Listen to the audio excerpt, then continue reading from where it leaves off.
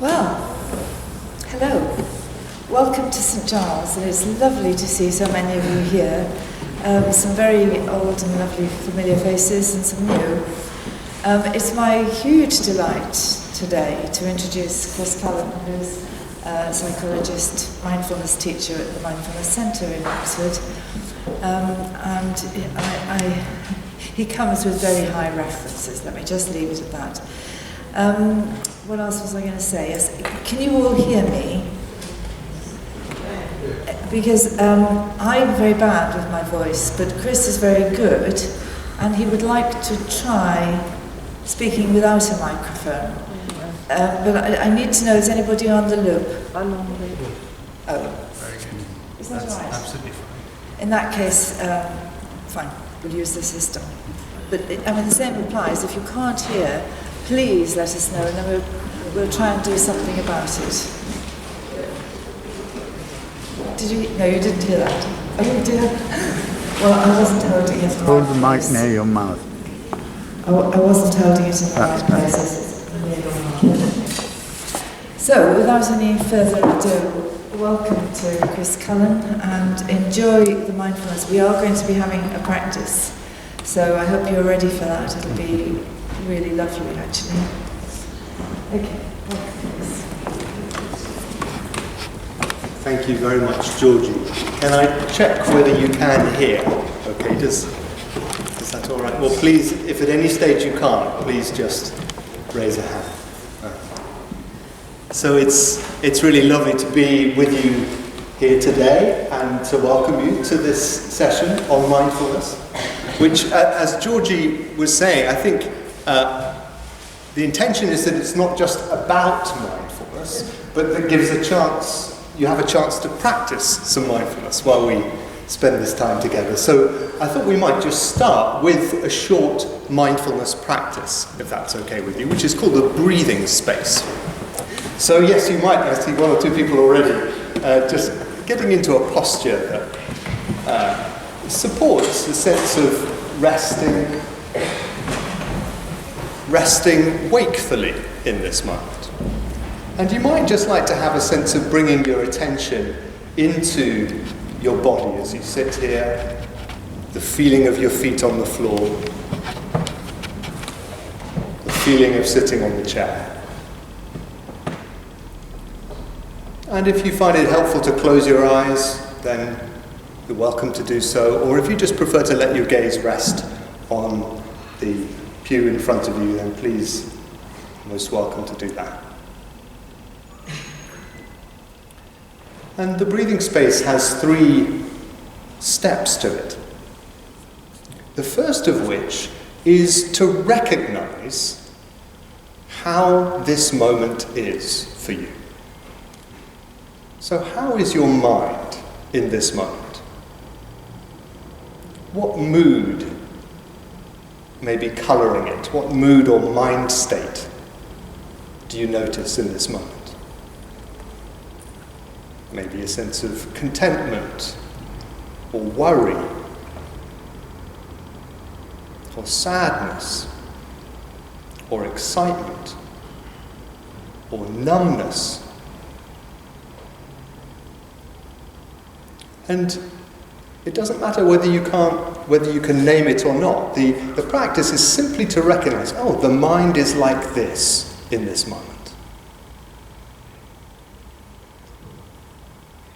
You may notice thought patterns that are feeding the mood or reflecting the mood, like planning or worrying or regretting or daydreaming, remembering. And so just in this first step of the breathing space, recognizing what's present in the mind, and also how the mood of the moment may be resonating in your body as you sit here. So as you sense the body, what do you notice? Maybe a sense of heaviness, or blankness, or restlessness, or sleepiness, or discomfort, or ease. And mindfulness doesn't prescribe what we should be experiencing. It simply notices how things are in this moment. So this first step of the breathing space, simply to recognize, this moment is like this, however that is.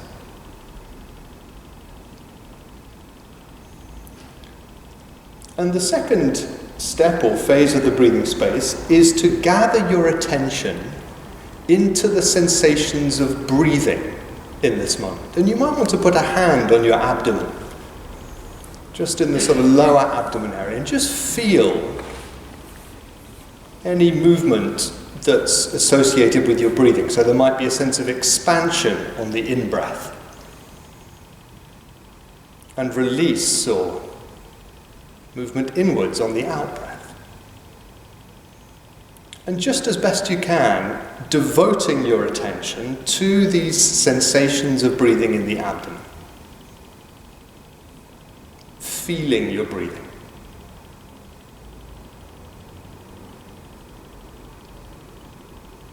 And of course the mind will wander, and the practice is simply, when you notice that the mind has wandered, simply to come back to these sensations of breathing, or maybe it's the feeling of your hand contacting your body in this place. And just resting with the sensations of breathing in this moment, as best you can. The in-breath, the moment where the in-breath turns into the out-breath, and right through the pause, right through the out-breath into the pause that follows it before the next in-breath.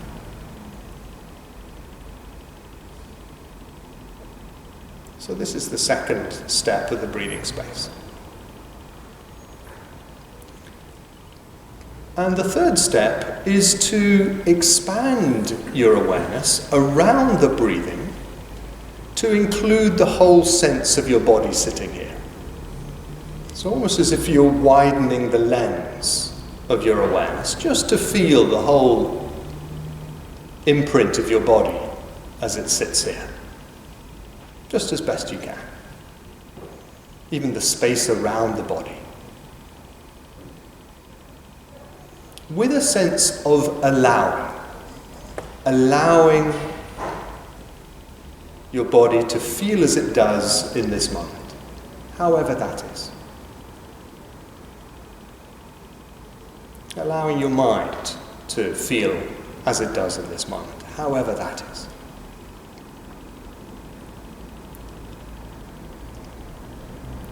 And then when you're ready, gradually opening the eyes, coming back into a larger sense of the space. But seeing if you can bring a sense of contact with the body, a sense of staying embodied with you as you open your eyes and look around again.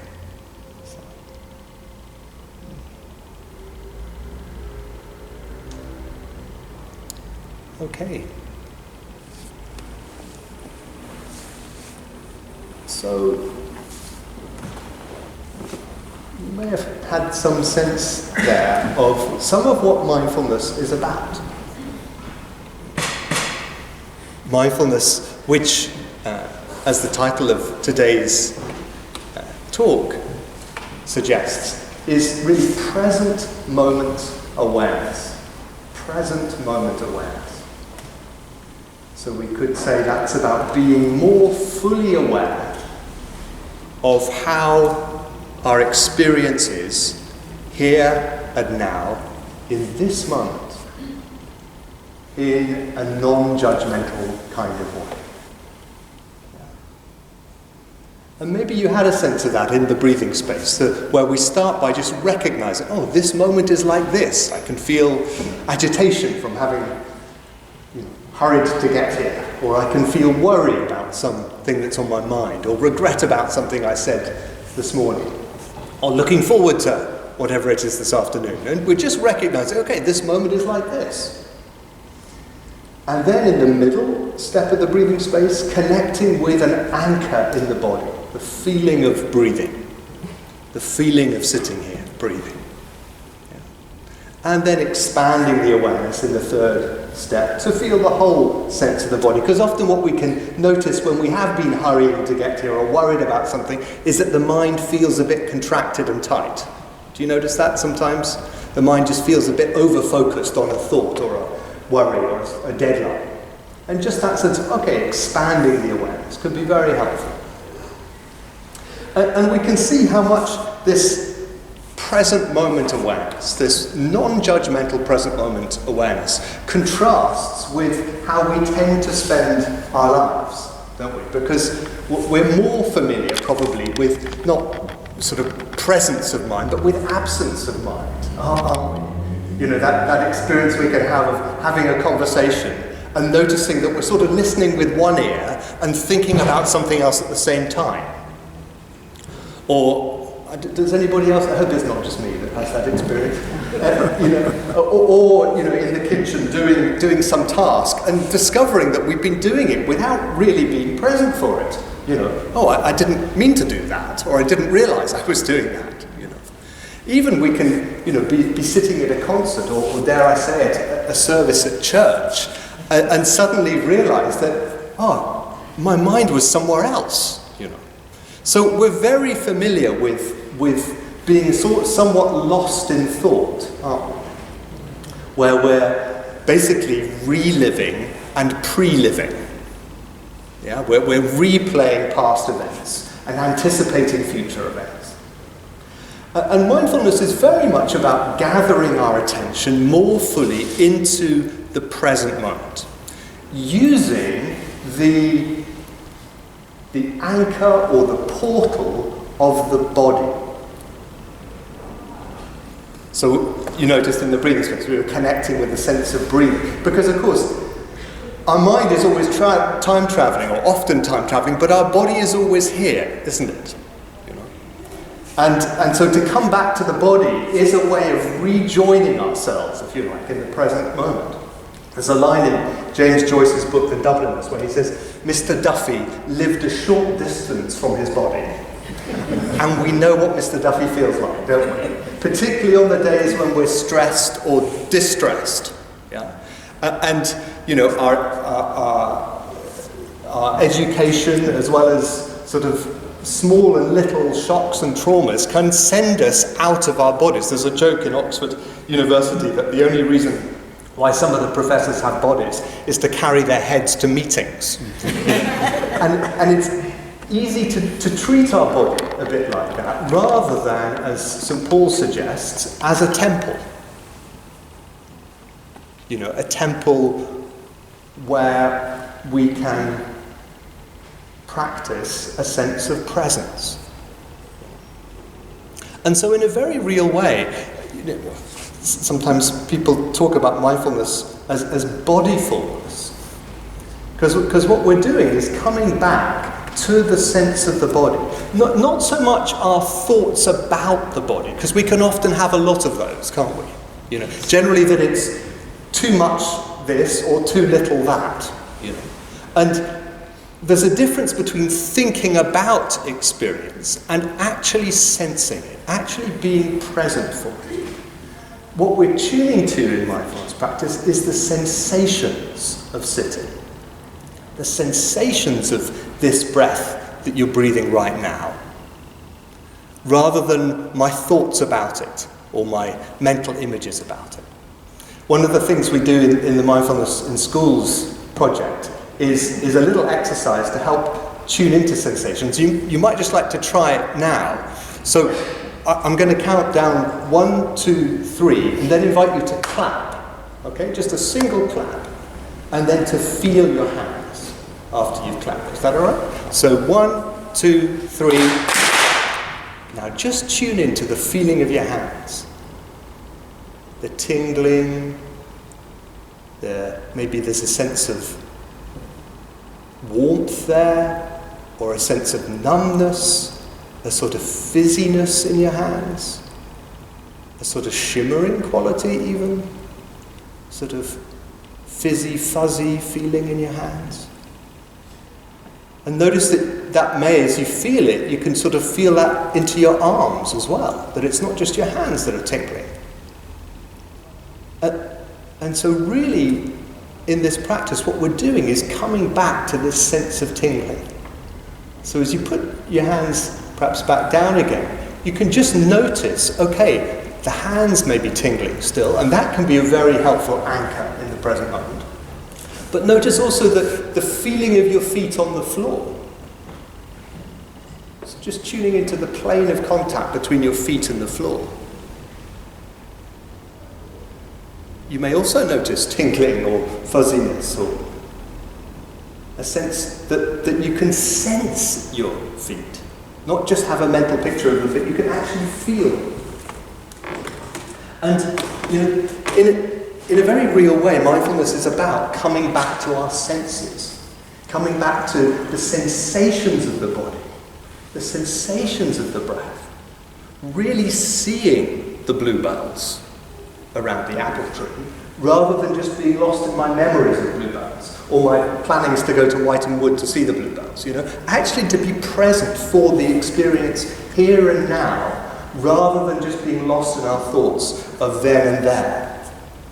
Because we can see that part of what happens is that our thoughts carry us away, don't they? Our thoughts so easily carry us away. And we can so easily believe our thoughts as true. Because we've all got this sort of commentary going on in the head, haven't we? Which sort of has the authority of the newsreader on Radio 4, And it's doing it now, isn't it? You can hear, there's a sort of voice in the head that's giving a readout on how experience is. And we tend to believe that, don't we? I mean, why wouldn't we? It's there, offering its opinions on absolutely everything.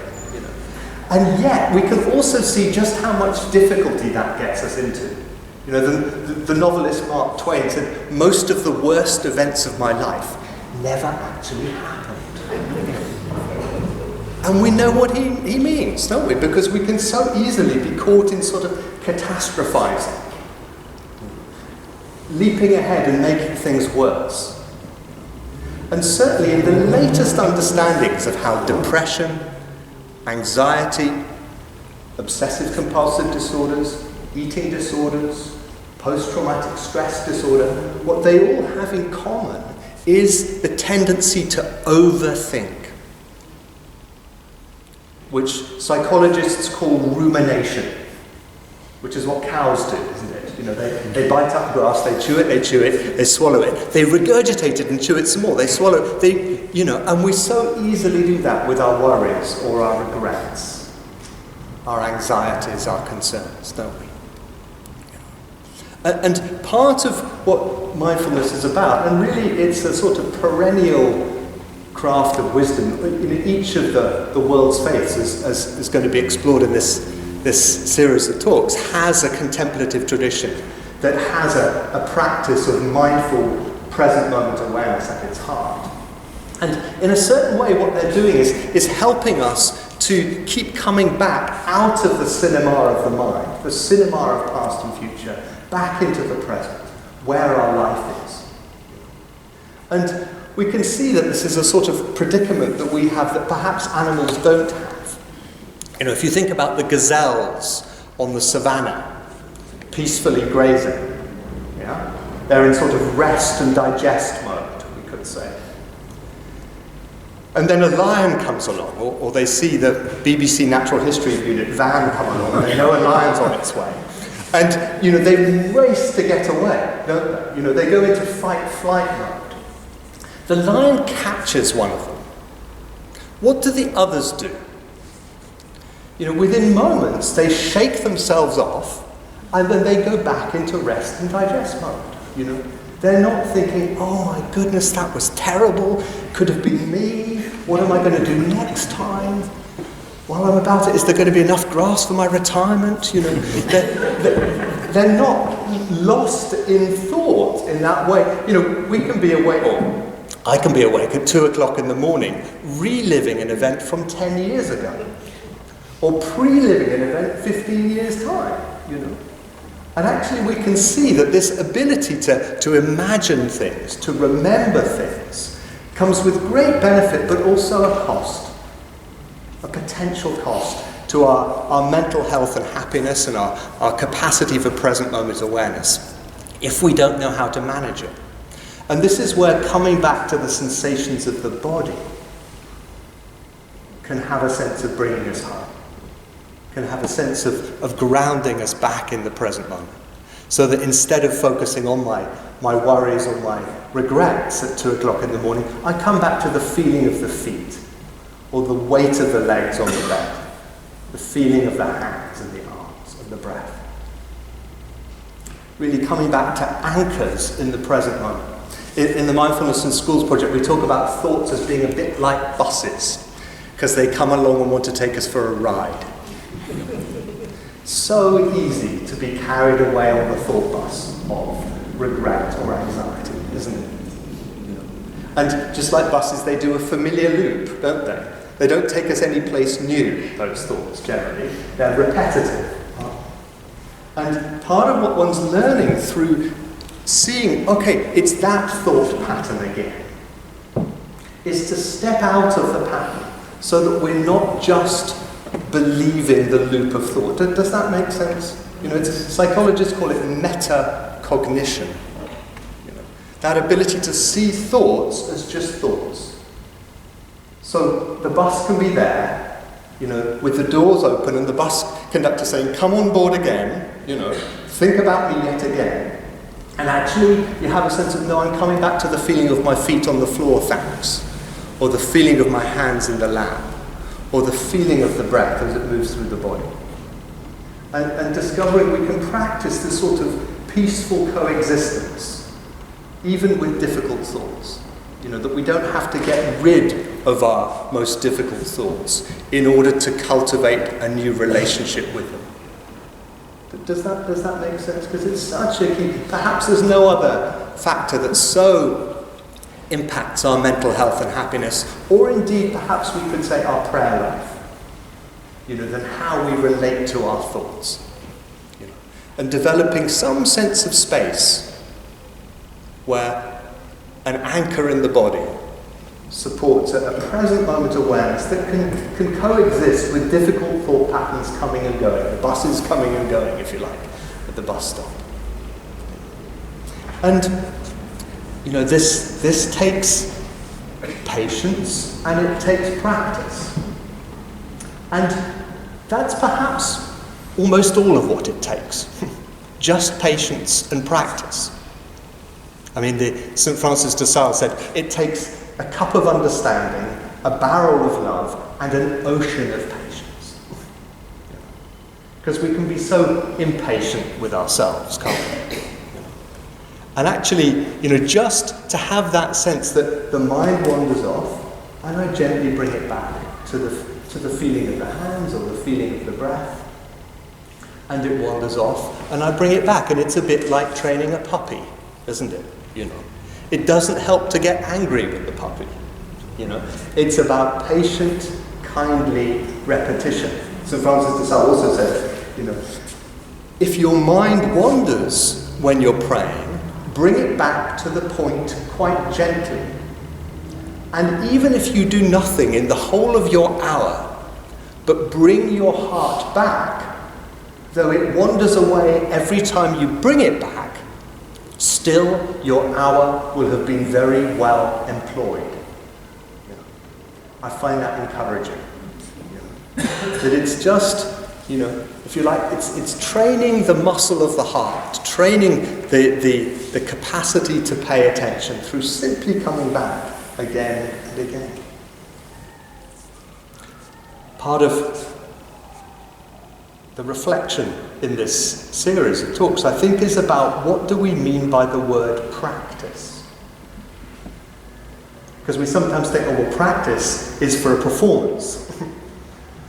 But actually, contemplative practice, such as we're focusing on in this series, is really for the sake of now. It's having a spiritual practice that supports a sense of present moment awareness, of presence, if you like. being here now, where our life is, and if we come from a theistic perspective, where the God who calls himself I am is. So coming back to this sense of now, through practice, through a daily, simple, gentle and friendly discipline of, from a mindfulness perspective, rejoining our body in the present moment again and again. And this is, in many ways, about love and about a deep kindness to ourselves. Because part of what tends to get highlighted when people begin meditation or mindfulness practice is often how hard we are on ourselves. You know, Mark Williams is one of the professors at the Mindfulness Centre and is also a canon of Christchurch, says, you know, we have this inner judge who never finds us not guilty. And part of, I think, a really key part of contemplative practice, particularly it seems for Westerners like ourselves, is learning to bring a more and more unconditional sense of kindness to ourselves, just as we are. Often when people start to meditate or do a practice like this, they can have a sense, well, if I was a different sort of person, then I'd be able to do it. Or if I didn't have this depression or this anxiety or this chronic pain, then I'd be able to do it. And, you know, that in itself is such an uncompassionate relationship with ourselves, you know. Actually, part of what is so beautiful and humbling and profoundly inclusive about this kind of practice is the invitation to start where we are. That exactly how we are in this moment is just the starting place that we need. It's just, if you like, it really is the practice, is can I allow this moment to be like this? Can I be present for this moment with a sense of kindness as it is in this moment?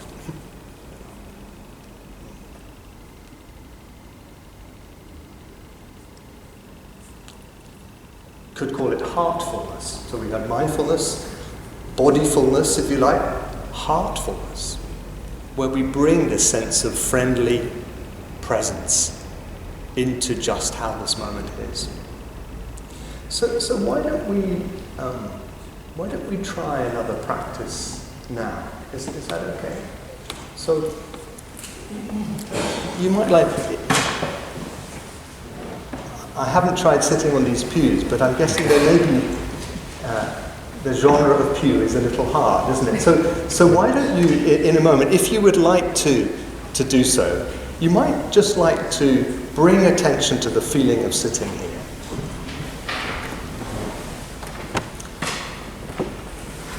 And then when you're ready, I'm going to invite you just to stand up. Now when you have that invitation, it's easy to do that on autopilot and to sort of launch oneself into standing.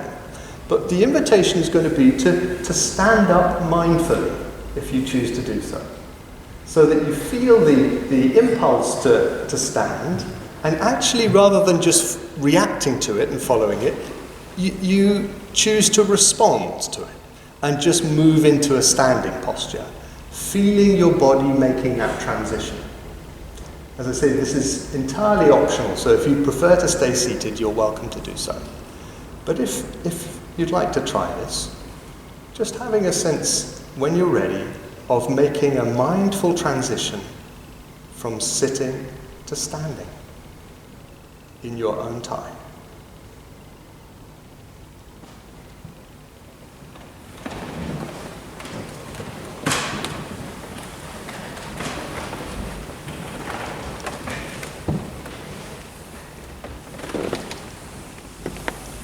And then as you stand here, if you are choosing to stand, just sensing your feet on the ground. If you're sitting, you can do exactly the same. So you're feeling the tingling of the soles of your feet on the floor. And really, as best you can, letting that be an anchor in the present moment. so that you keep coming back to the sensations of your heels, the spread of your toes.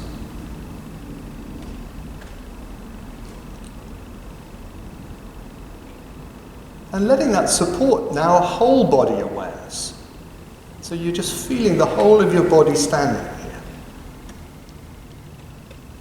This can be as helpful a practice in Sainsbury's as in church.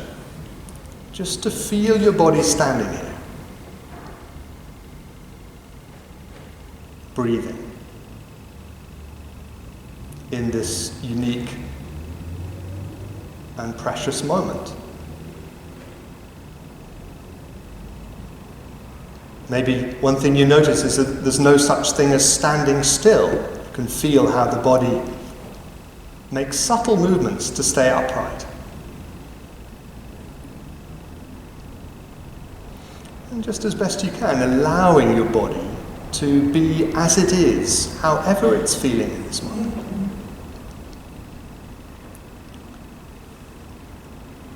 And then when you're ready, just to continue this practice,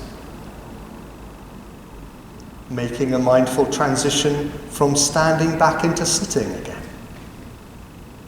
And seeing if you can really be present for this whole movement from standing to sitting. So you're feeling your body making these movements.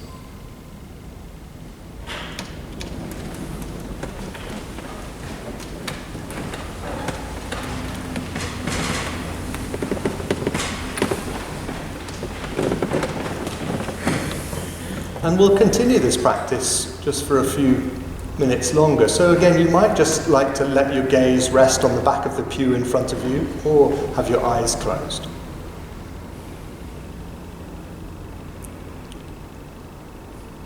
Perhaps the simplest mindfulness or meditation instruction would be to feel your body sitting and breathing. Feel your body sitting and breathing.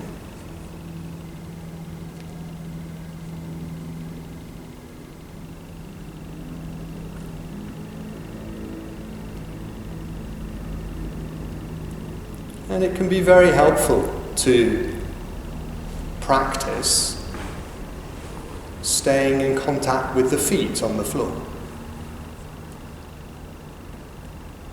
So that you're sensing again maybe the heels on the floor or the spread of the toes, the feeling of wearing shoes.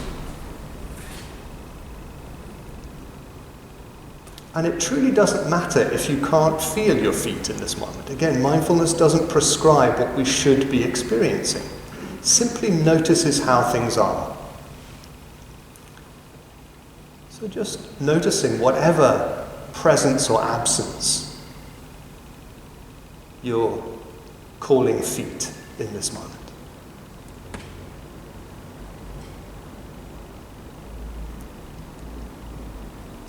And you could add to that then the sense of sitting on the chair. So feeling your body on the chair, feeling the gentle sense of pressure of your body on the pew.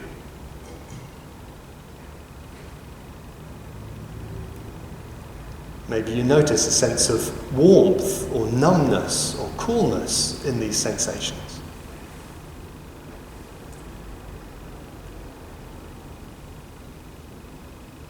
Maybe you have that sense you can't quite find the boundary between where your body ends and where the pew or chair begins.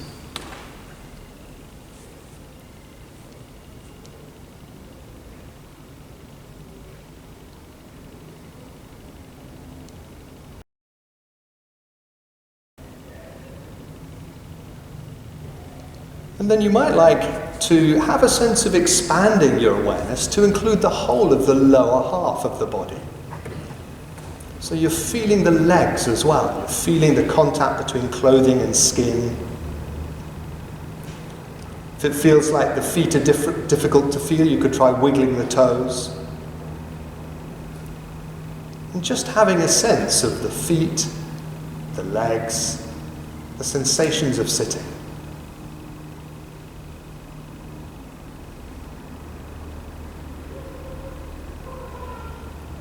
sense of dwelling in this region of the body, this region of the temple of the body.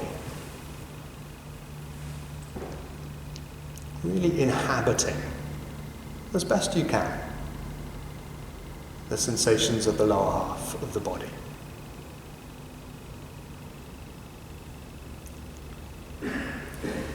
And then seeing how it is to add your hands to this experience. So sensing the hands as they lie in the lap. Maybe you feel the weight of the hands.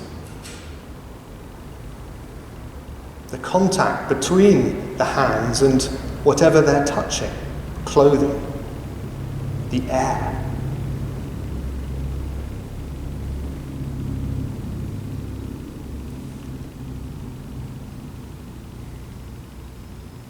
Maybe you can just move through the different fingers and thumbs as a way of practicing this present moment awareness.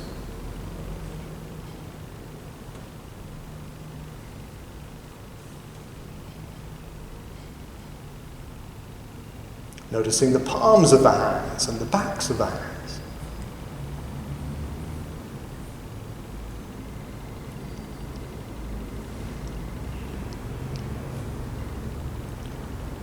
And letting this awareness then expand into the arms. So you feel the lower halves of the arms, the elbows, the upper halves of the arms.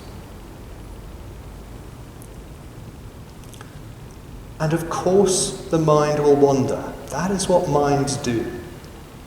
And as we've seen, what trains the muscle of the attention is simply to bring it back each time you notice that it's wandered. So bringing it back to the hands and the arms. Following St. Francis de Sales' advice, just when you notice it's wandered, bringing it back gently, but deliberately, to the hands and the arms.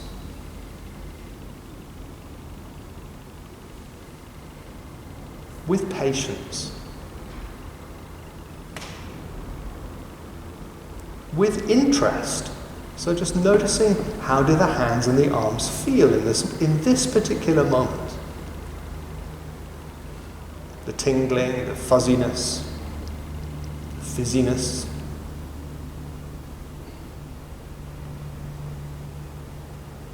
So we've had feet and legs and sitting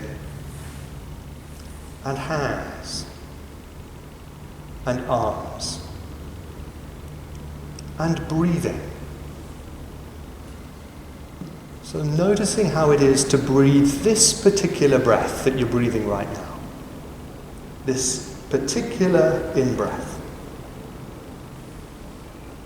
This particular out-breath.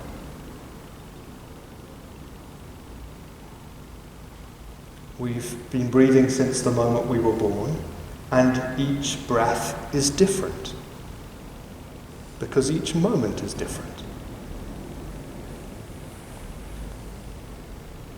You never breathe two identical breaths because you've never lived two identical moments. So bringing a sense of interest to the sensations of this particular breath right now.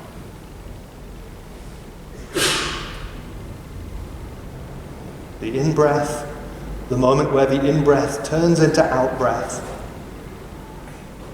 The length of the out-breath and the pause that follows it before the next in-breath.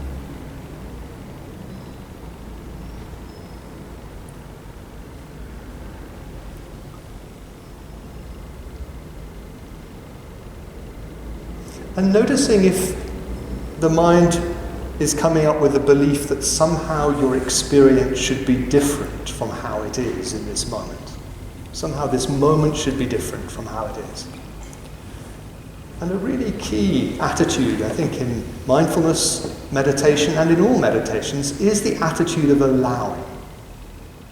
Allowing this moment to be as it is. Breathing with it rather than bracing against it. So that even if there's pain or discomfort in the body, there can be a sense of breathing with it as an act of compassion, rather than bracing against it as a sort of rejection. So just a friendly allowing and breathing with, however this moment is.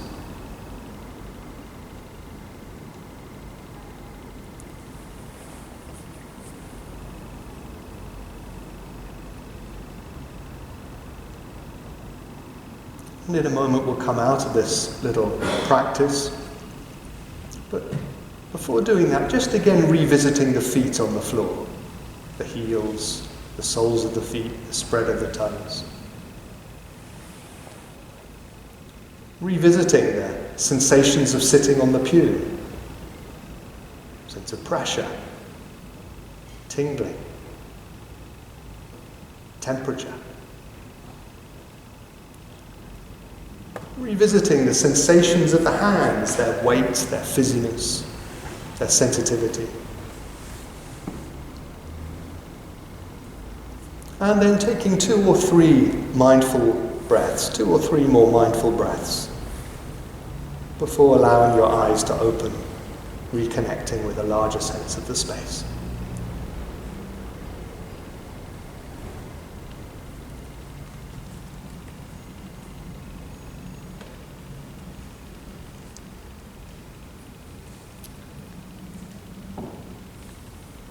Okay.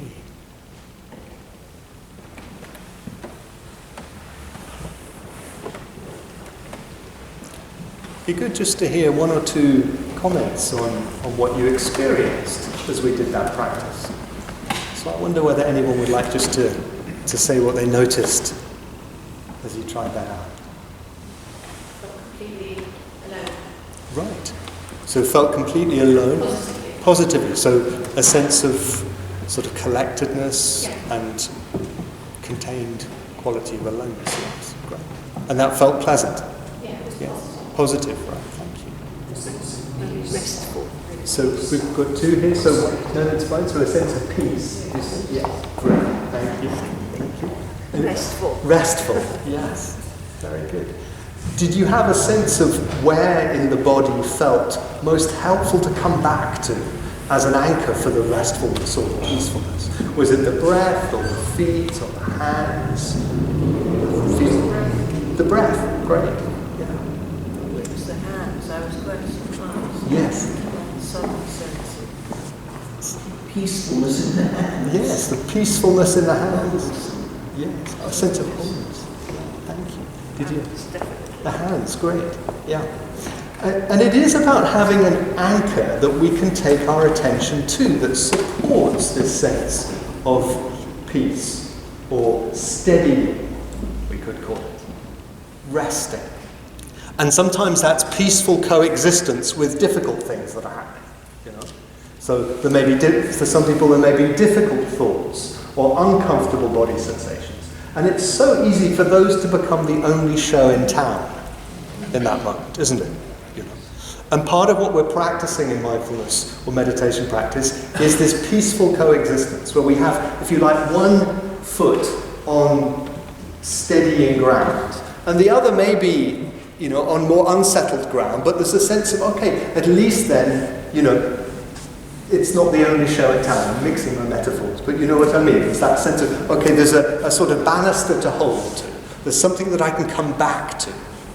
Because it's so easy with unpleasant or difficult experience to make it worse by our reactions and our thoughts about it. Do you notice that? It's such a come to in a moment, it's such a key theme. Mark Williams sometimes says, there's no experience that's so horrible that you can't make it worse by how you think about it.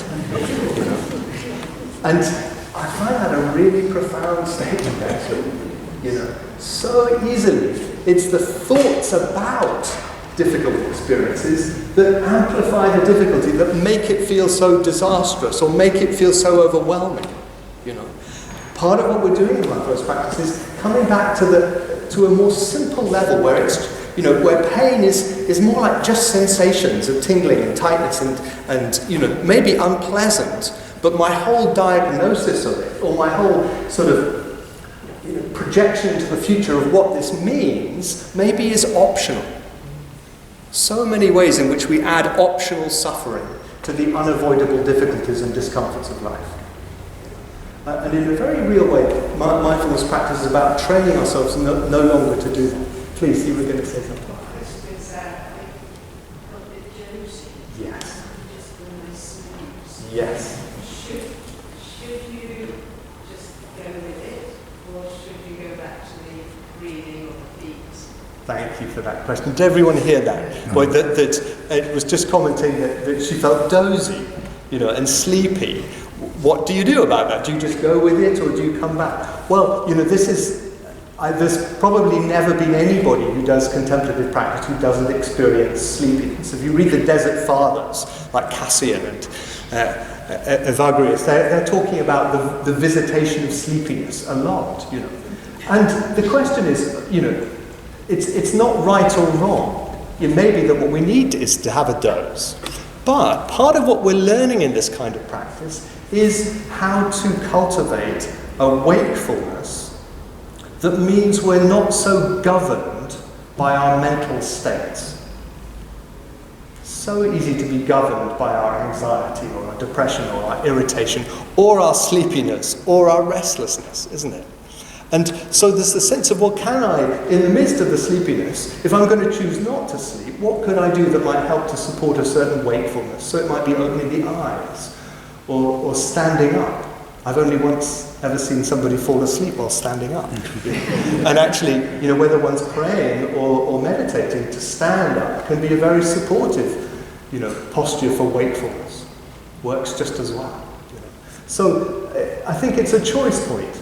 It's a choice point. But that sense of what could support a wakefulness I think, can be a helpful question. Any other comments or questions that are coming up for you as well? Just please, do you have any question? Just on the end.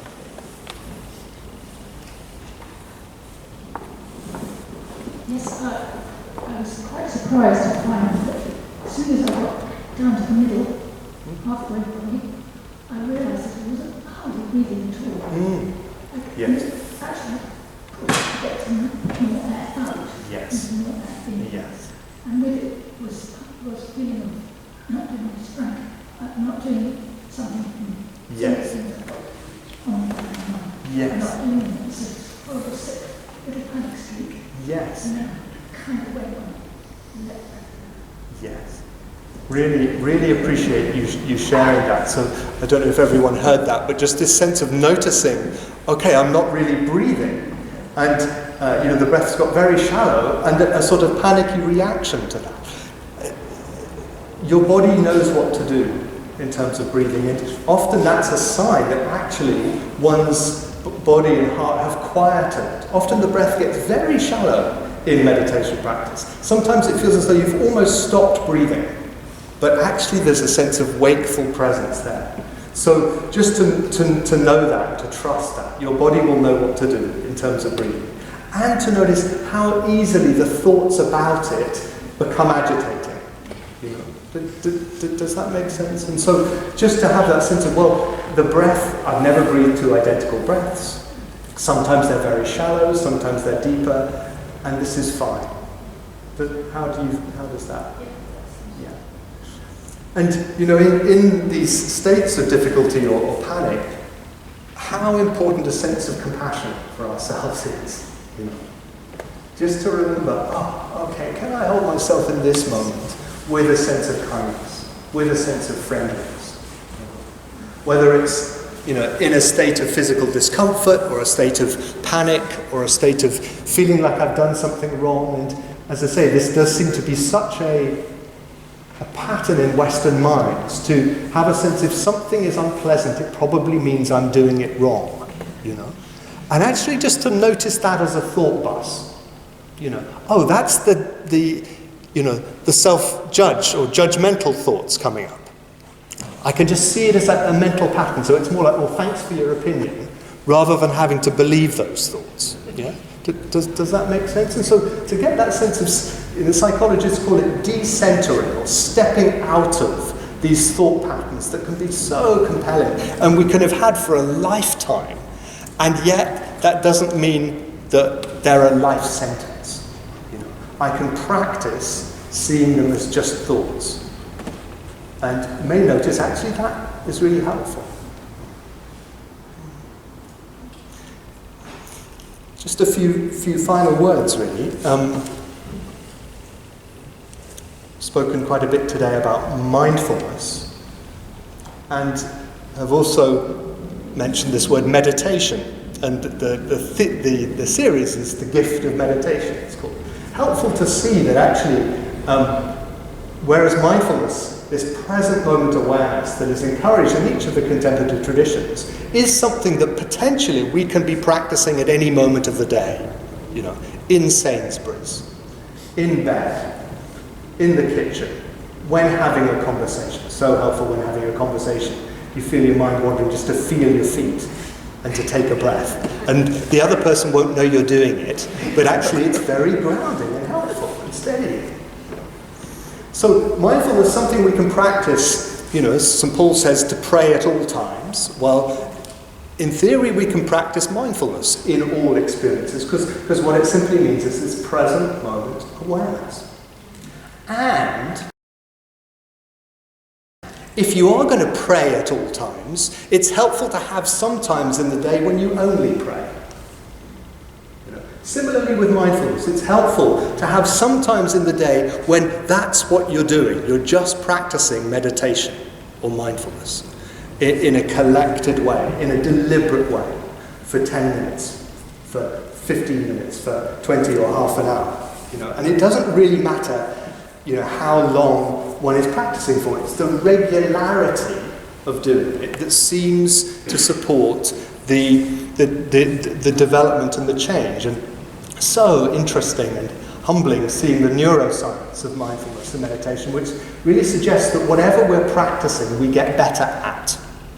So if I practice depressive rumination, I get better at being depressed. If I practice panic attacks, I get better at that. If I practice being compassionate or being more present, I get better at that. And it sculpts both the structure and the function of the brain.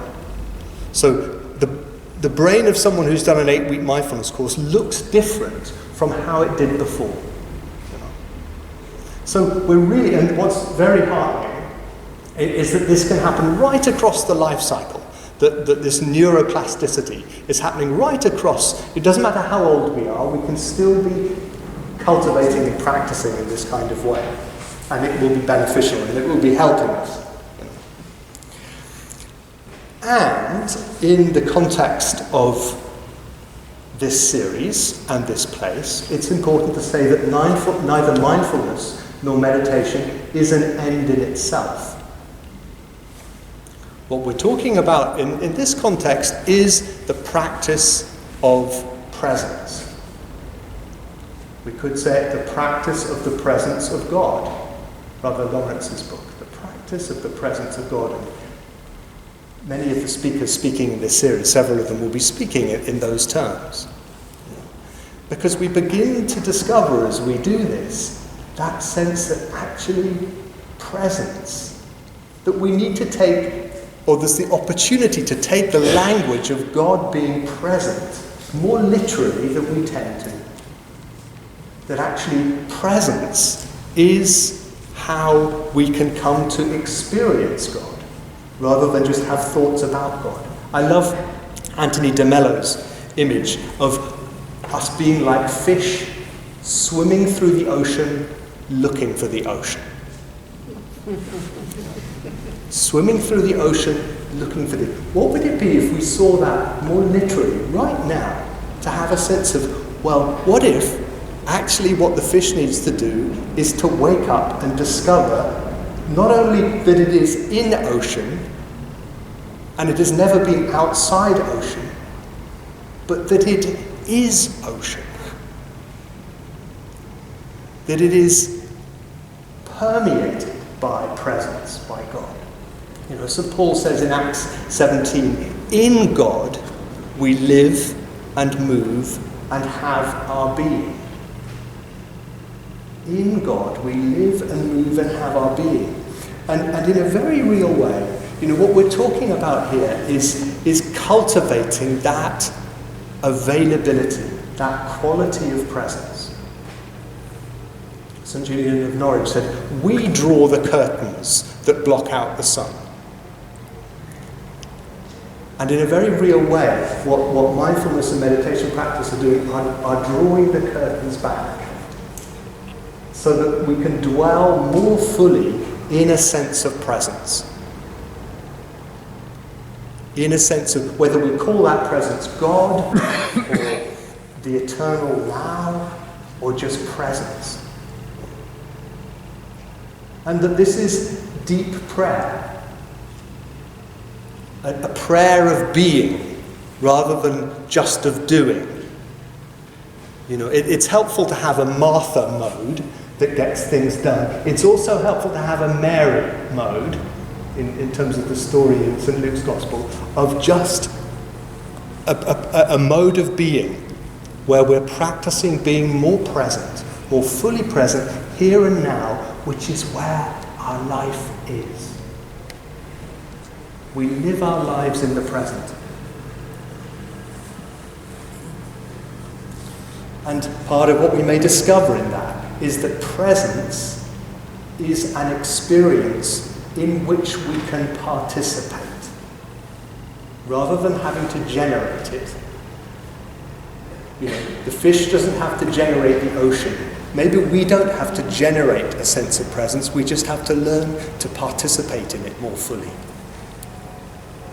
And thankfully, there are some very helpful guides in doing that. And I wanted to mention a couple before we close. One is a book that is the best-selling book on mindfulness by Mark Williams and Dan Penman, called Mindfulness, A Practical Guide to Finding Peace in the Frantic World. And I heard recently that it had sold more copies on Amazon in the last year than any of the other top 20 books other than The Highway Code. So, you know, you're in good company if you're exploring this. And it comes with a CD or some downloads of simple mindfulness practices that one can be doing.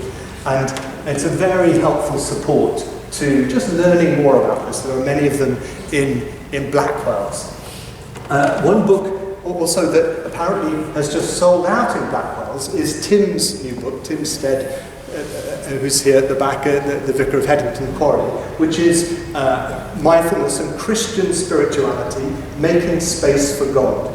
And it's a wonderful read and real understanding from a mindfulness teacher's point of view of how deeply congruent mindfulness practice is with Christian spirituality.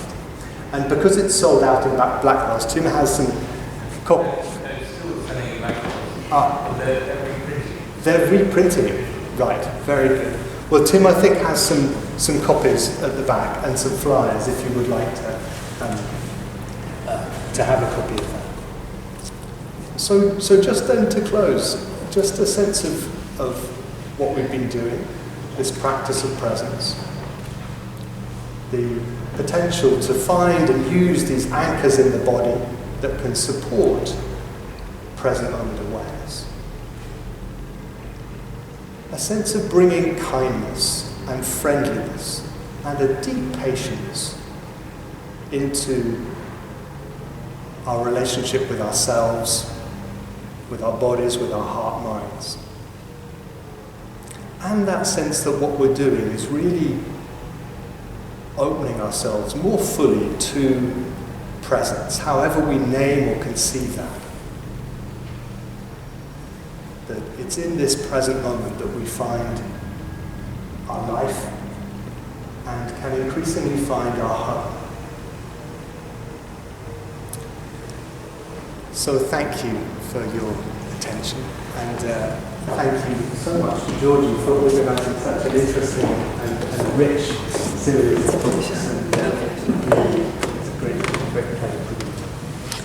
Much of what you said reminded me of Martin talk into the silent round, where he talks of the eternal cocktail party going on in our heads,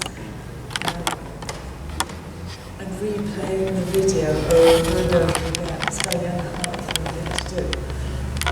It's a wonderful talk, Chris, and I'm sure you've enriched all of us. So thank you for coming. Thank you for your talk.